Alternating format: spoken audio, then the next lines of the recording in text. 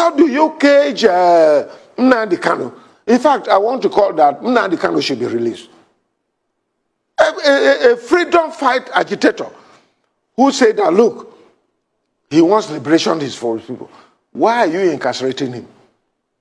Why are you not going to arrest Fulani men? Look at the bomb blast in train blast in Abuja to Kaduna. Up to today, our people are still being kept by these bandits. Where are the security? Where is the president? Where is the Security Act to go out and rescue these people? Tell me what is happening. It is a shame.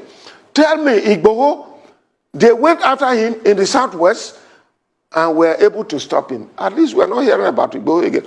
Why can't they stop these Fulani men who are terrorizing this country and have made it impossible? They come to Benue and kill. Just in my local government, within the space of 40 people have been killed. More than 40 people. In another local government, over 20 people were killed. And then you want me to keep quiet.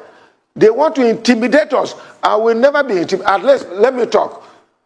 If at the end nothing happens, and some of you are keeping quiet, keep quiet to your shame. But I want to say that the rest of Nigerians, you people are joking. I raised alarm in 2016 that these things were going to happen. What is it that I have not said? I have said it. If Nigerians want to get out of this, they should arise.